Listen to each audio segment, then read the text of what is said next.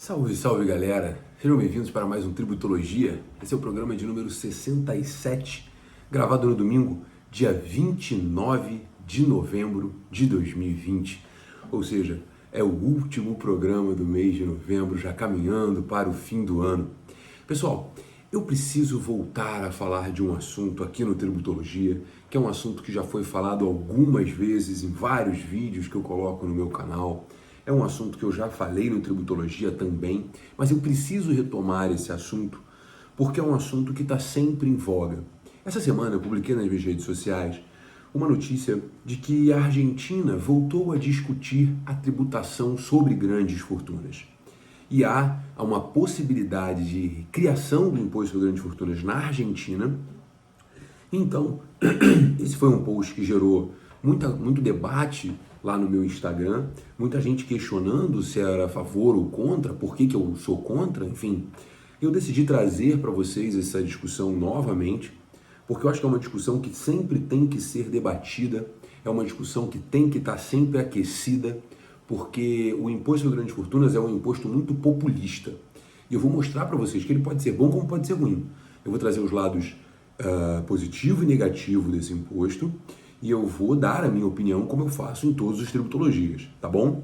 Mas antes de mais nada, eu queria dizer para vocês o seguinte: o imposto sobre grandes fortunas, ele tem previsão constitucional no artigo 153, inciso 7. Ele está previsto no 153, inciso 7 da Constituição. É um imposto de competência da União e ele somente poderá ser instituído por lei complementar. Ele somente poderá ser instituído por lei complementar. E no Brasil, há alguns projetos de lei complementar tramitando no Congresso, e agora em 2020 já foram apresentados pelo menos dois. O último que foi apresentado foi o projeto de lei complementar número 215 de 2020, pelo deputado Paulo Guedes, de Minas Gerais. Nós temos também o Paulo Guedes, deputado, né, em Minas Gerais. E no projeto de lei do deputado Paulo Guedes, como funcionaria esse imposto sobre grandes fortunas, né? Ele teria uma alíquota de 2,5% sobre o valor dos bens de pessoas físicas ou jurídicas que tenham patrimônio líquido superior a 50 milhões de reais, tá? Esse novo imposto, ele teria uma aplicação, por exemplo, sobre a seguinte situação, nesse projeto de lei, né? No projeto de lei 215 de 2020. Bens de uso pessoal, como residência, por exemplo, com valor acima de 5 milhões, seria a base de cálculo e fato gerador para esse imposto. Veículos que custem mais de 500 mil seriam fatos geradores para esse imposto. Embarcações com valor superior a 1 milhão e aeronaves com valor superior a 5 milhões seriam fatos geradores desse imposto, né? E aí seriam considerados os valores dos bens declarados à Receita Federal, os valores dos bens declarados à Receita Federal. E o que eu acho mais interessante é o seguinte: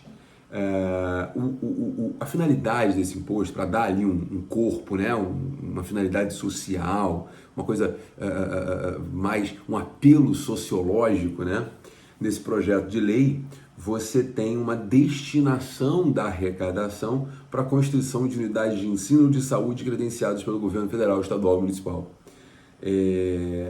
Enfim, nesse caso especificamente, o autor do projeto, o deputado Paulo Guedes, do PT de Minas Gerais, ele defende que realmente há necessidade de regulamentação do artigo 153, inciso 7 da Constituição, com o objetivo de tributar as grandes fortunas para que haja aí uma equalização do sistema, né? E nesse texto, ele é engraçado porque a alíquota é de 2,5%, mas ela baixa para 1,75%, caso os proprietários espontaneamente declarem a fortuna.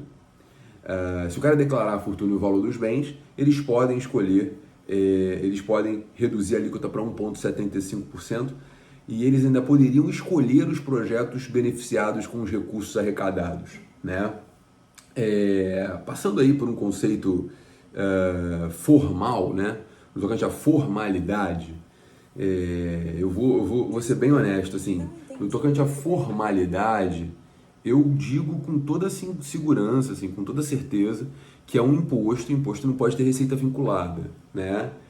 Eu duvido da constitucionalidade desse imposto sobre grandes fortunas no tocante ao quesito formal, porque jamais pode haver um imposto vinculado como quer o deputado Paulo Guedes. A ideia dele não é ruim, de vincular a saúde e a educação, e a pessoa escolher para onde colocar esse dinheiro. Isso realmente é algo que é nobre, mas o artigo 167, inciso 4 da Constituição, ele traz vedação expressa à vinculação da receita de impostos, né? Mas, enfim, esse é um outro problema. Aliás, o próprio imposto é uma espécie tributária não vinculada por essência, né? O fato gerador não é uma contraprestação estatal. E isso na forma do artigo 16 do CTN. Mas eu não estou aqui para tratar de questões formais, né? Entendo que é inconstitucional, de qualquer forma, pela sua formalidade, mas eu estou aqui para debater economicamente quais são os impactos do imposto sobre grandes fortunas, por que o imposto sobre grandes fortunas ele é bom, por que ele é ruim, quais são os argumentos favoráveis e quais são os argumentos contrários, né? É importante lembrar que o imposto sobre grandes fortunas, ele no Brasil nunca foi criado. Ele nunca foi criado no Brasil. Na história ele não existe, né? E como eu disse, essa conversa veio porque a Argentina, nessa semana, ela aprovou no Congresso uma lei que estabelece o imposto sobre grandes fortunas e agora está no Senado argentino a possibilidade de criação desse imposto, né? Agora, é importante lembrar que se a gente considerar as experiências externas, as experiências exteriores com relação à taxação de grandes fortunas, a experiência sempre foi muito ruim. Nenhum país do mundo teve sucesso na taxação de grandes fortunas. É muito importante lembrar isso, tá? Bebendo aqui um pouco d'água. E é importante entender o seguinte. Na década de 90, tá? Havia 12 países no mundo que contavam com esse imposto. Já em 2017, só restavam a Espanha, a França, a Noruega e a Suíça. A própria França, em 2018, ela reviu o imposto sobre grandes fortunas em razão do impacto negativo que esse imposto trazia para a economia do país. Porque na própria França, para você ter noção, entre 88 e 2008, saíram do país para evitar esse imposto 1,1 trilhão de reais de patrimônio. 1,1 trilhão de reais. Ou seja, a criação desse imposto, ele espanta o investimento, ele espanta, ele manda embora as pessoas que detêm o patrimônio. Esse é um ponto que precisa ser relevado. Economicamente, eu digo para vocês que o imposto sobre grandes fortunas, ele é péssimo. Por quê? Porque ele desestimula a poupança, afinal de contas, o indivíduo que acumular a poupança, ele vai ter que pagar o imposto sobre grandes fortunas. Né? Nesse caso, do projeto de lei do deputado Paulo Guedes, por exemplo, imóveis acima de 5 milhões de reais, né? O patrimônio de 50 milhões, Gabriel, não é qualquer um que tem. Eu concordo que não seja qualquer um que tenha esse patrimônio. Eu concordo que não é qualquer um que tenha um imóvel superior a 5 milhões de reais. Agora, o boom imobiliário do Rio de Janeiro fez com que praticamente a grande maioria dos imóveis em Ipanema, Leblon, tem um valor altíssimo. Às vezes o indivíduo ele é herdeiro, ele é detentor de patrimônio, né? Detentor de renda, ele não tem capacidade contributiva, ele só tem, efetivamente, não tem capacidade de pagar, né? Mas ele tem patrimônio, ele vai ter que desfazer esse patrimônio, óbvio, tudo bem, que assim seja. Se esse é o objetivo, ok. Mas qual é a eficácia disso? Mas voltando ao ponto econômico, esse imposto, caso ele seja criado, ele desestimula a poupança, a pessoa não tem por que guardar. E ele desestimula o investimento, porque a pessoa não tem por que enriquecer. Afinal de contas, ela vai perder para o governo.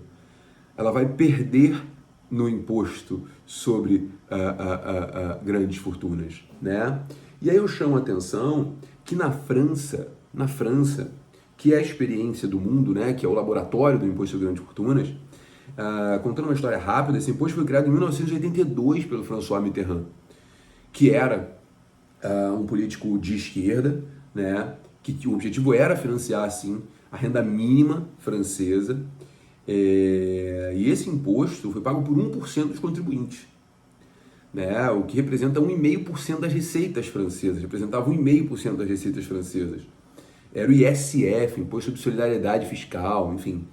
E esse imposto, ele foi realmente motivo de muita discussão, porque ele é um imposto confiscatório. Se você considerar que na França você já tem uma tributação de renda e patrimônio muito pesada, você já tem uma tributação de herança que na casa de 50%, você já tem um imposto de renda que é na casa de 50%, e você tem mais um imposto que vai abater do patrimônio daquele mais rico. Qual o estímulo que o indivíduo tem de produzir e gerar riqueza para o país?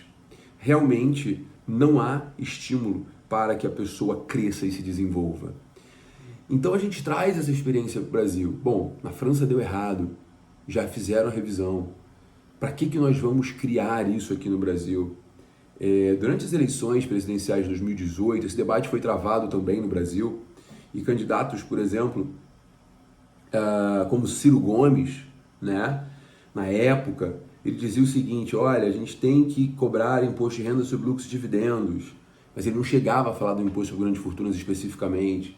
O candidato Fernando Haddad, à época, esse falava da tributação dos super ricos. O problema é que ele classificava os super ricos na época das eleições como aqueles que tinham salário de 40 a 60 salários mínimos mensais. Rendimentos de 40 a 60 salários mínimos mensais, que dá ali, sei lá, 50, 60 mil reais. O que esse cara não é super rico. Ele não é super rico. Super rico é o cara que ganha 10, 20, 30, 40 milhões por mês. Esse cara é super rico. Né? Hoje, os servidores públicos do judiciário, do executivo e os servidores do MP ganham 60 mil, 40 mil por mês, 50 mil por mês, dependendo da situação e do enquadramento que ele se encontra. Né? Então, assim, nesse caso especificamente, no Brasil, o conceito de grande fortuna é um outro problema que tem que ser encontrado. É outro problema que tem que ser encontrado, entendeu? Mas vamos lá. Por que o imposto de grandes fortunas é ruim? Ele é ruim porque, como eu disse, ele desestimula a poupança e desestimula o investimento. A alavanca de qualquer economia é o milionário. A alavanca de qualquer economia é o milionário, porque esse cara que vai investir no crescimento do país, principalmente se você considerar um país pobre como o Brasil, em que você não tem crédito barato, em que você não tem acesso a investimento, se você não for principalmente amigo do rei.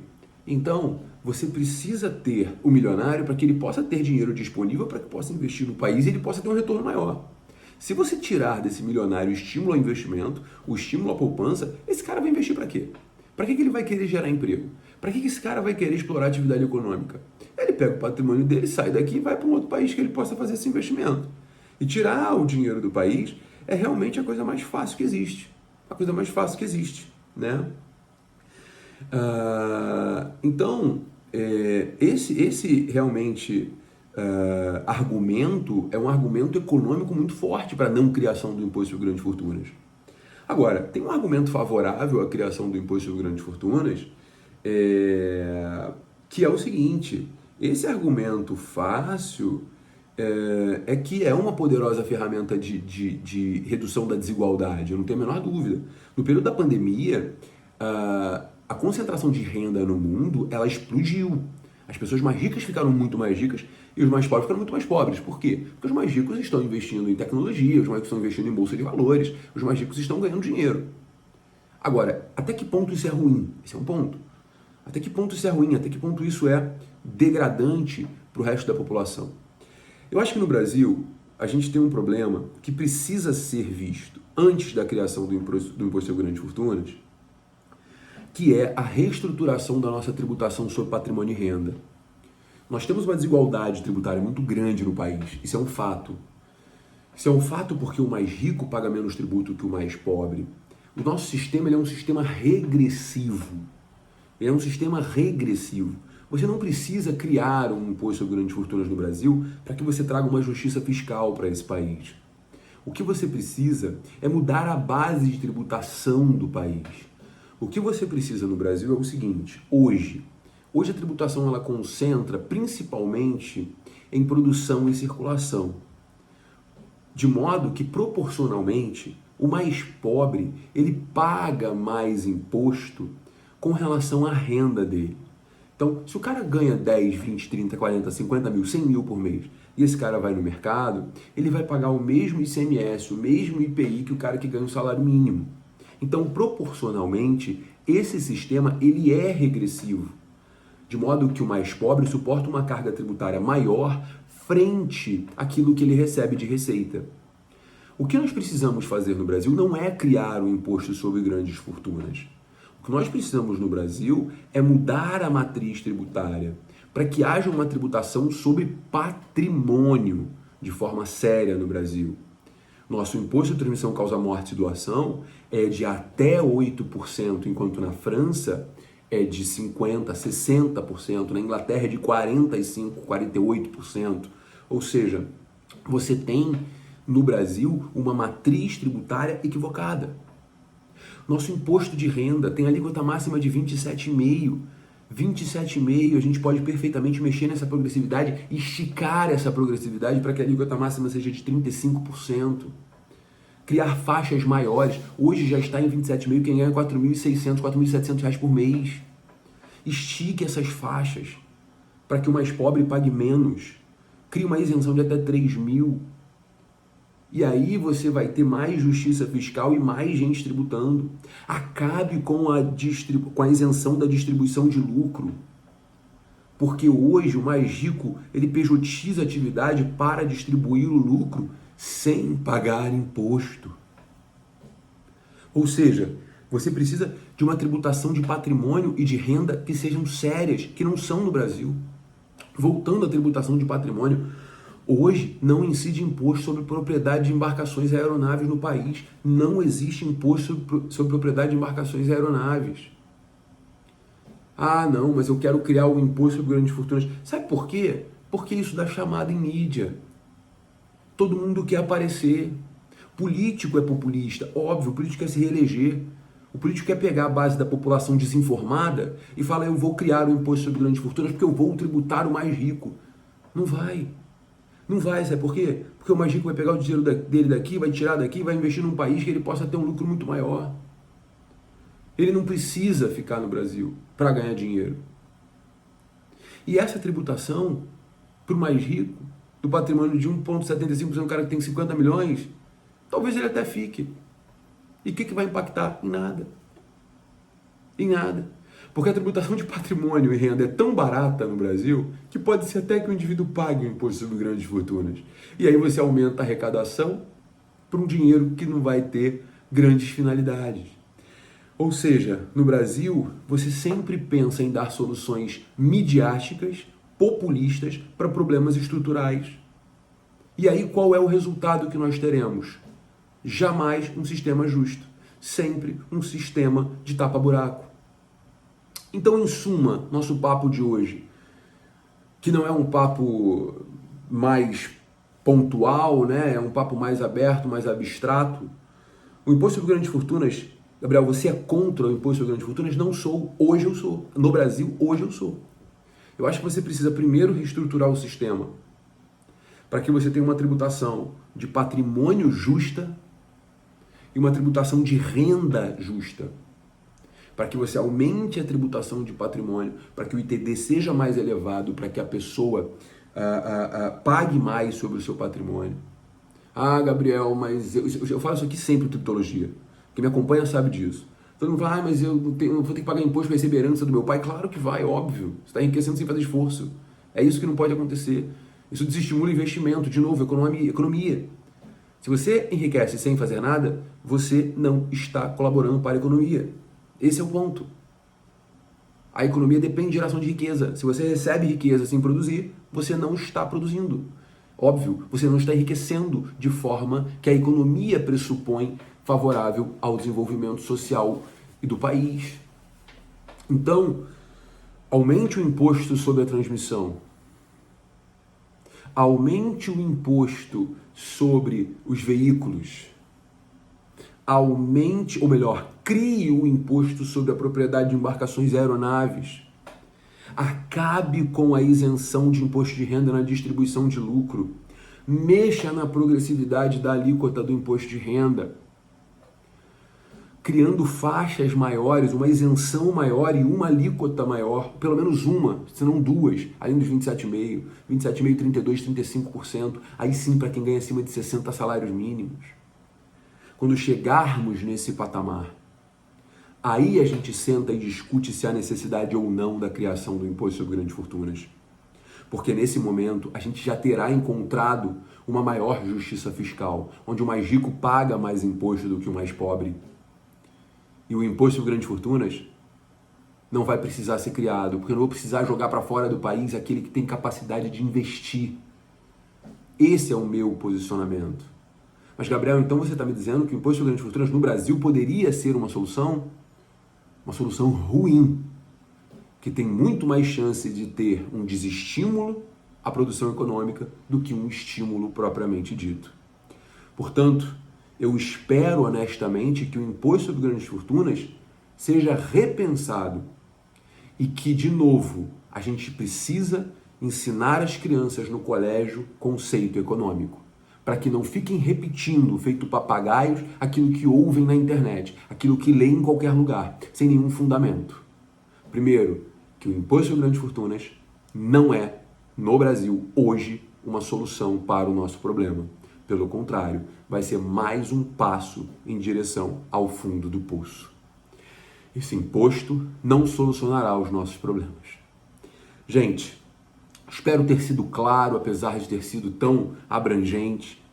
Eu tenho certeza que esse é um assunto muito divergente, eu receberei comentários positivos e negativos, mas eu queria colocar esse debate, porque esse é um debate muito importante para a reestruturação do sistema tributário brasileiro.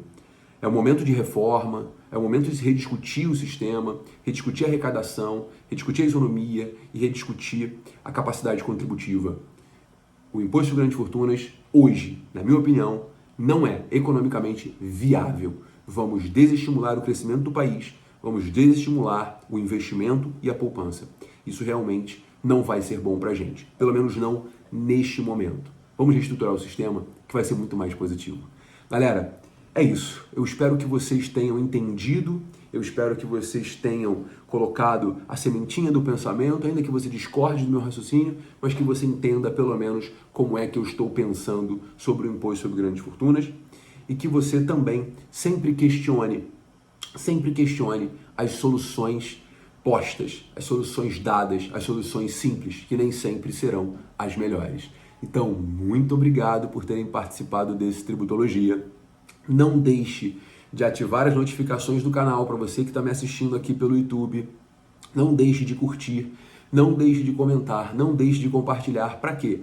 Para poder ajudar o robozinho dos algoritmos para que esse vídeo chegue a mais pessoas. E você que está me ouvindo no podcast, muito obrigado. Essa é a origem de tudo. Compartilhe o podcast com seus amigos para que a gente possa ter mais democracia fiscal e mais consciência tributária nesse país. Galera, muito obrigado pelo carinho. Domingo que vem tem mais Tributologia, já em dezembro. Galera, um beijo enorme e semana que vem tem mais Tributologia. Tchau, tchau, galera. Até a próxima semana. Um beijo!